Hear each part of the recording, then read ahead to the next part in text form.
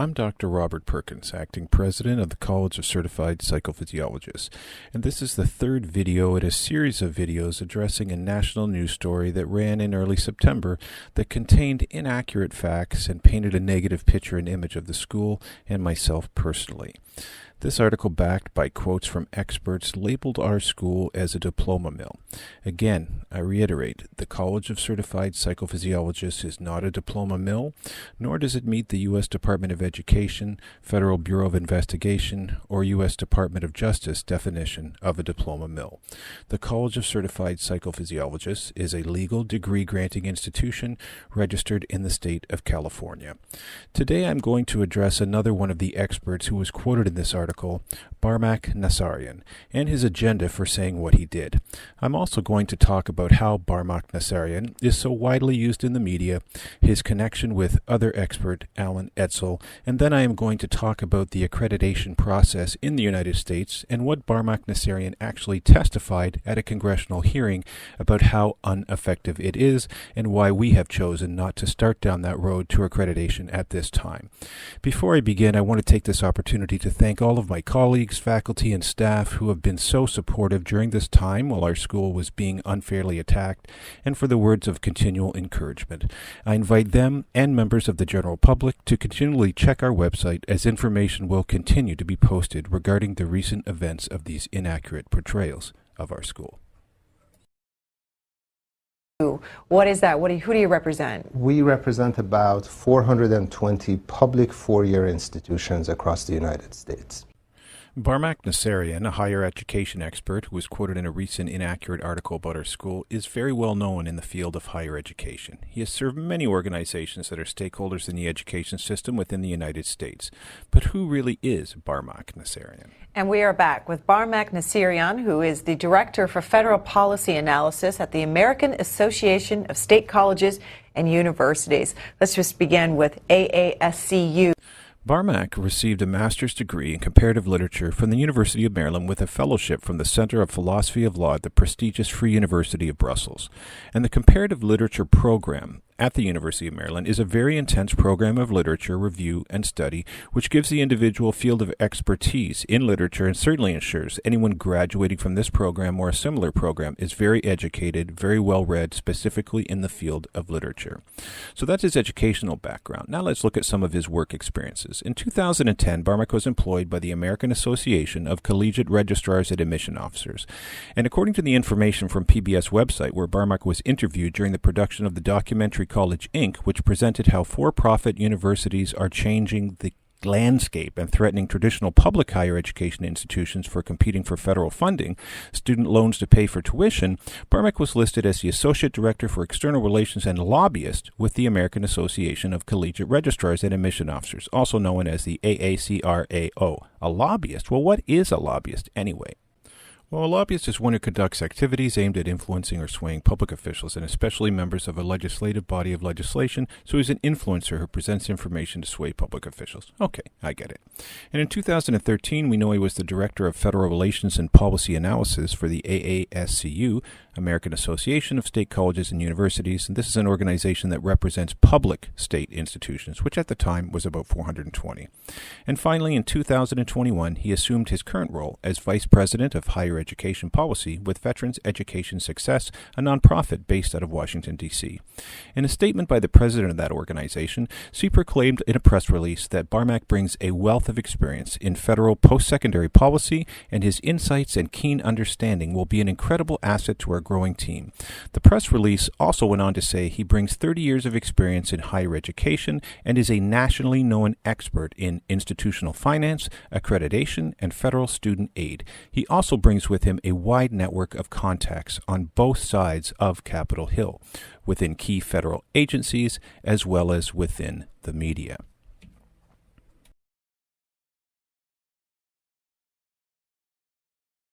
Now, Barmak is very well known. If you Google him, it brings up many hits on his work with various organizations and articles that he has written himself or contributed to. He's also quoted in the media quite a bit on different topics, both in print and in television. And as I begin to read many of his articles and media quotes, I couldn't help but notice in many articles that he is used in as an expert, so was someone else. Alan Ezell, the same expert that labeled our school a diploma mill. So I began to search media articles that both used Barmak and Alan Ezell as experts, and I was amazed at what I found. Unrelated stories, unrelated media outlets all seemed to be writing articles and had their point of view or their commentary by the same two experts, Barmak Nassirian and Alan Ezell. Okay. Well, this is probably a coincidence. I mean, media outlets went to them because they are experts in their field, and print media only has access to so many experts willing to give comments, right? Well, that's print. What about TV media? Washington Journal continues. Washington Journal continues. We're joined by Alan Ezell. Barmak Nassirian and Alan Ezell were both featured on the same TV show on C-SPAN, the Washington Journal. Okay, again, probably just a coincidence. It is Washington, and they are the experts, right? I mean, Barmak was featured and interviewed in a PBS documentary that had nothing to do with Alan Ezell, right? Remember I referred to the documentary College Inc.? Let's have a quick look at that documentary and listen to Barmak's featured part. Tonight on Frontline, it's education. For profit. business is booming. You thinking about going back to school? They'll find you alone, It was just such an incredibly simple process. give you a diploma, We educate the students that traditional higher education has given up on. but what are the costs? I really am at a dead end, and the student loans are going to keep mounting and mounting and mounting. The danger is a kind of fast foodization of higher education itself. This is an online university. This is what it looks like. Correspondent Martin Smith investigates. You've been in office now for a year. What have you done to stop this? College Inc.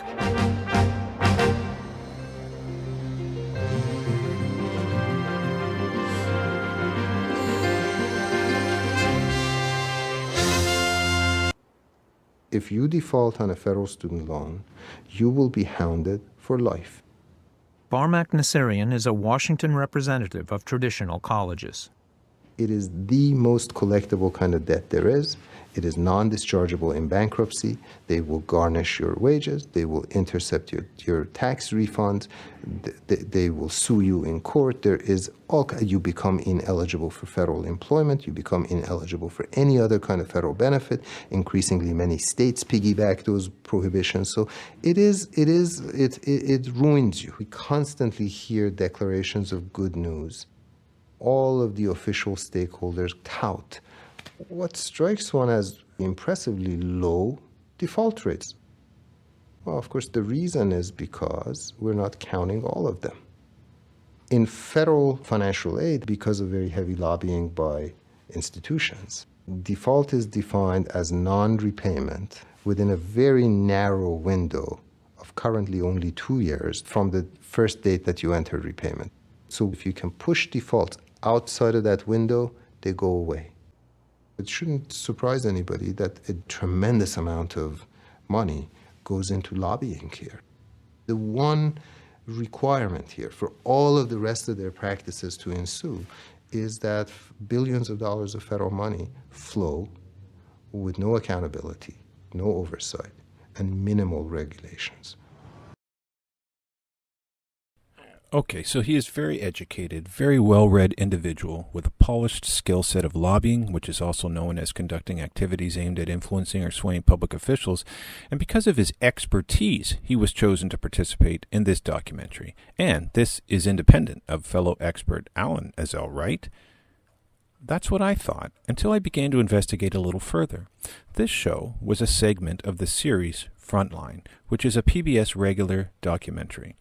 As I began to look into the show itself, I was amazed again at what jumped off the screen. And it had to do with another Frontline documentary, but in the summary on Google, I couldn't help but notice the name of one of the producers. The producer's name was Lauren Ezell. So I looked into her, and she's a very accomplished journalist who has multiple credits on IMDb for both being a crew member and working in the editorial department of Frontline. Now, Lauren Ezell and Lauren Ezell Kinlaw are the same person. She changed her name when she got married. Now, I have absolutely no evidence that Lauren Ezell is of any relation to Alan Ezell. I mean, how many people do you know with the last name of Ezell? I'm sure it is a very common name, although I have never heard of it before I read the article about our school. But again, I'm sure it's just a coincidence.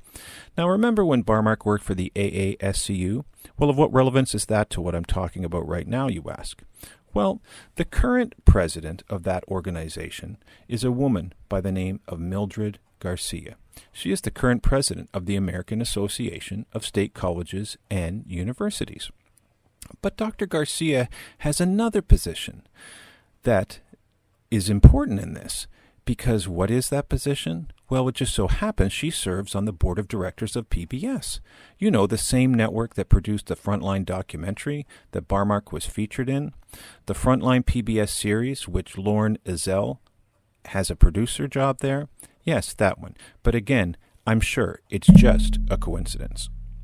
Now, we know that Barmak is a well-educated graduate of a master's degree in comparative literature from the University of Maryland. We know he has many published media articles, many with Alan Ezell, and many TV appearances. And we also know he is a national expert in higher education, institutional finance, academic policy accreditation, and federal student aid. And in the past, he has worked for the American Association for State Colleges and Universities, American Association of College Registrars and Admission Officers, and currently works for the nonprofit Veteran Success. But now I want to bring to attention one of the fields of expertise which Barmak is the subject, and that's accreditation. Now, before looking into his expertise in that area, we first have to understand what accreditation is and what it isn't. And the U.S. Department of Education website has a page that tells us just that. There is a page dedicated to diploma mills and accreditation. Accreditation is a voluntary process. Accreditation is not a mandatory requirement of educational institutions. And if you scroll down, you will see that it talks about accredited institutions and unaccredited institutions. And what's important to read here is what the U.S. Department of Education says about unaccredited institutions. And that's this: just because an educational institution is unaccredited, this does not necessarily mean that an unaccredited institution is of poor quality. And remember, accreditation is a voluntary process. So just because an institution is unaccredited does not mean it is illegal or is a diploma mill. Okay, now another recommended resource for determining if a school is indeed a diploma mill is the Council for Higher Education Accreditation. And on their website, they have a fact sheet with questions to help determine if an institution is indeed a diploma mill. A series of 16 questions are listed here to help determine whether a provider is a diploma mill. If the answer to a majority of these questions is yes, then students in the public should take this as a highly suggestive they are dealing with a diploma mill.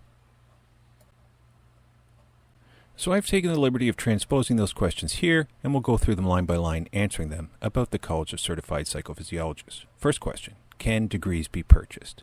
Answer: no. Is there a claim of accreditation when there is no evidence of this status? Answer: no. Is there a claim of accreditation from a questionable accrediting organization? Answer: no. Does the operation lack state or federal licensure or authority to operate? Answer: no.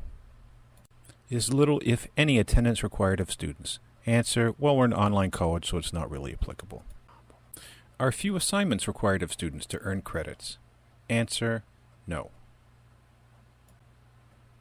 Is a very short period of time required to earn a degree? Answer: no.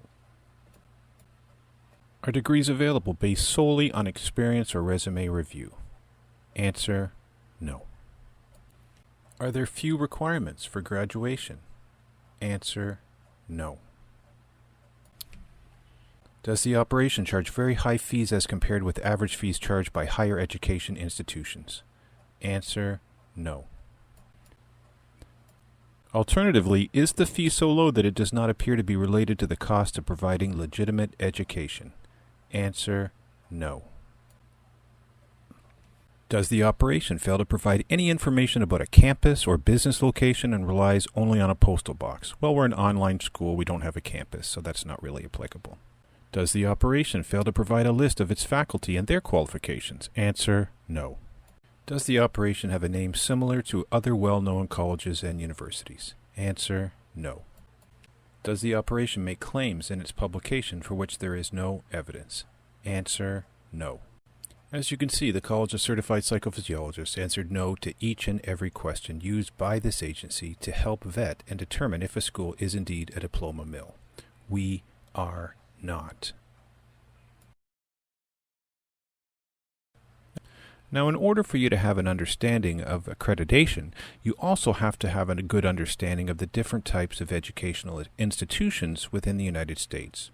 There are public accredited schools, private accredited schools, legal unaccredited schools, and illegal unaccredited schools, which would be considered to be diploma mills. And within private accredited schools, there are for-profit and non-profit. And within legal unaccredited schools, there is also profit and non-profit. It should be pointed out that the College of Certified Psychophysiologists is a legal unaccredited school, which is a non-profit.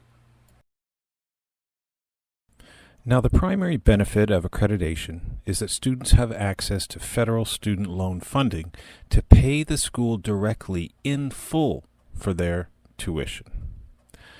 Accreditation for a school is a voluntary process. There is no requirement for a legal school to become accredited unless they want access to student loan funding. The process of accreditation is done through private organizations with no government interference, which is made up of primarily public accredited school administration people. And currently, there are 120 accrediting organizations worldwide, but only 9 are recognized by the U.S. Department of Education.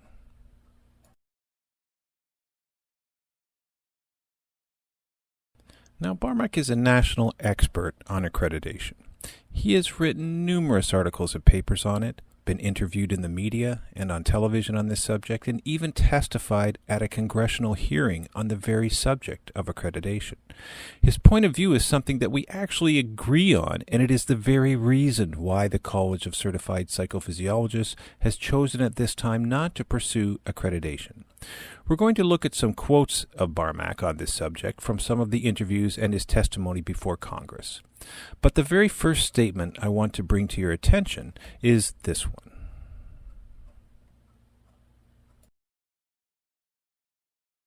The following quotes are from a transcribed interview with Frontline, which can be found on the PBS website.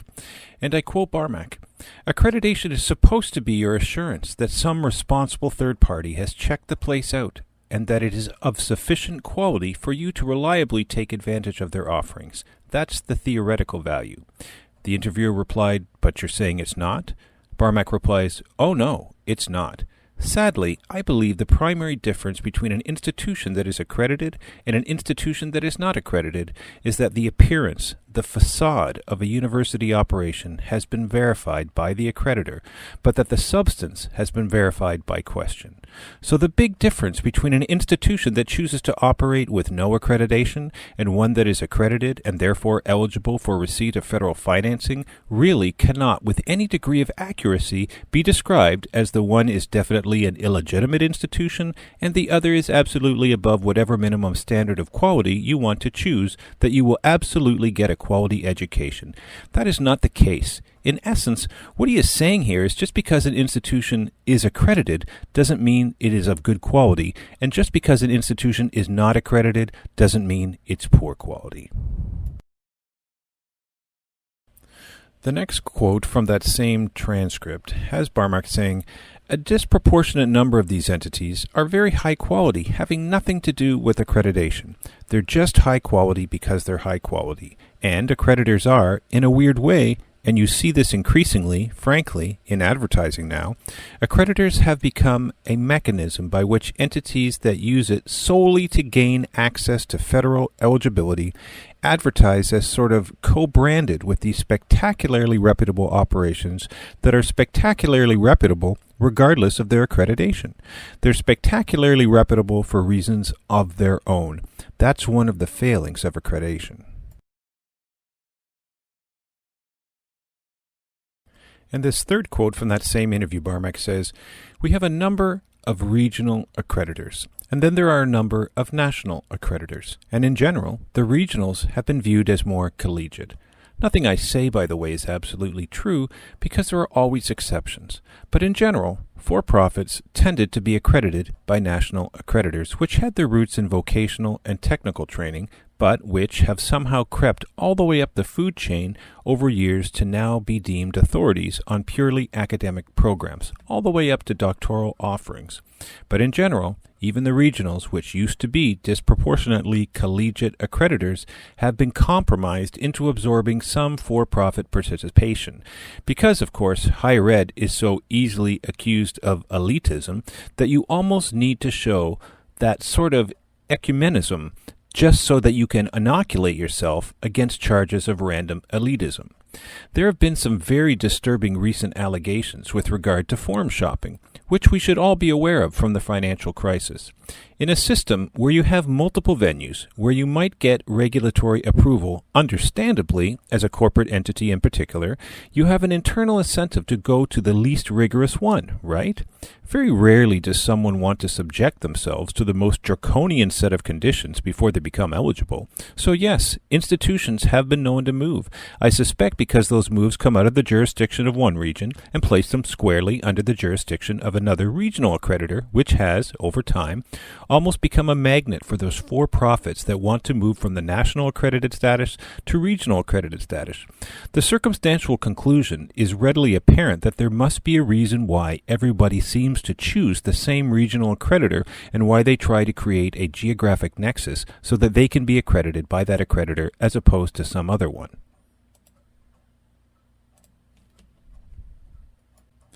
Now, the next series of quotes comes from Barmak's testimony at a Senate congressional hearings back in 2011 regarding some of the higher education issues. In his testimony, Barmak says, to successfully establish eligibility in federal student aid, institutions must be accredited by an accrediting body that is recognized by the U.S. Secretary of Education. They must be licensed by the state in which they operate, and they must be deemed eligible and certified to participate in federal student aid programs by the Department of Education. Then he specifically went on to address the subject of accreditation, saying, in offering the following critique of accreditation, as it is currently configured, I should emphasize my strong commitment to institutional autonomy and the American tradition of political non-interference in the academic affairs of colleges and universities. I certainly agree with those observers who believe that our current practices in accreditation are so abstract, so subjective, so procedural, and so self-referential as to border on being substantively meaningless in assuring institutional quality or integrity. Just about the only worst way of doing things would be to adopt governmental recognition as an alternative. He went on to say, first, accreditation is dominated by the very entities that it is supposed to oversee. Not only is the National Advisory Committee on Institutional Quality and Integrity disproportionately composed of officials from institutions, accrediting bodies themselves and their associations are also dominated by and financially dependent on institutions. Rarely do regulated entities have such overt and overwhelming control over their regulators. And then he finally is quoted as saying, accrediting bodies have strong financial, political, and legal incentives to approve even the most questionable applicants. So what does all this mean? It means that accreditation is supposed to guarantee that you have sound, good quality programs in a school and that the school is following the rules. But Barmak has identified that is not the case. If you want to play with the big boys and have access to all that federal student loan financing, you have to pay to play. And the people you are paying are accrediting bodies which have been known to lower standards and approve for-profit schools that are backed by Wall Street and have an arsenal of cash behind them. And if you dare not approve them, they also have an arsenal of lawyers that can make all kinds of claims such as elitism or that you are on the side of public higher education and see for-profit higher education not of the same status and value. So going back to 2019, at a meeting of the College of Certified Psychophysiologists Dissertation and Thesis Committee, our chairman at the time brought forth the idea that our school should look at the path to accreditation. We knew that that would require two very important things: time and money. We knew we didn't have those things at the time, but it was suggested we investigate exactly how much time and money was required and make a plan on how to obtain it. So in essence, we began to go accreditation shopping. Now in the United States, you can choose between regional accreditation and national accreditation. Even understanding that concept took some time, and we determined it could take 18 to 24 months on the low side and up to 6 to 10 years on the high side, depending on the accreditor. And from a cost perspective, it was going to cost between $270,000 to $370,000 on the low side, to $6 million to $10 million on the high side. That's quite a range. Finally, we identified one of the 10 recognized accrediting bodies by the U.S. Department of Education, which we thought would be a good fit for us. ACICS, the Accrediting Council for Independent Colleges and Schools. We felt that we would not have that perceived prejudice that many accrediting bodies have towards non-public or state schools. As we went to their website, we saw that they had been around for a long time. They were founded in 1912, and this website gave us a lot of information about accreditation and what the process would look like. One of the most important things was in regards to eligibility to even apply, and we learned that one of the primary requirements was we had to be established within the state we were licensed with for at least 2 years before we could even submit an application. Now, the school had been around a lot longer than that outside of California and under different names, but we wanted to launch our school's presence in the state of California, so we're like, okay, we have to wait another 2 years. We need to find the money to pay for this anyways. We looked at the associated costs, which were astronomical, we thought. However, they seemed incremental, meaning we didn't have to pay everything at once, just continual fees throughout the 18 to 24-month period. The site had a lot of information on what the process would look like. Now, in preparing this video, I went back to the ACICS website to record and present this information to you, and what I found as I was wrapping up again surprised me even more. It was hidden in the news and updates section, where it says, on August the 19th, 2022, the U.S. Department of Education terminated federal recognition of the Accrediting Council for Independent Colleges and Schools. What does that mean? Well, it means their accreditation, the same one we were thinking about using, that was going to take 18 to 24 months, that was going to cost over $250,000, is not accredited to accredit anymore. My point is this. Our school recognized that the benefit of accreditation to us really was only to access federal student financing, which we really did not have a real need for. Our programs were very competitively priced, the quality of our curriculum was excellent, and our faculty and staff were well educated, well experienced, and offered our current and potential students exactly what we delivered to them.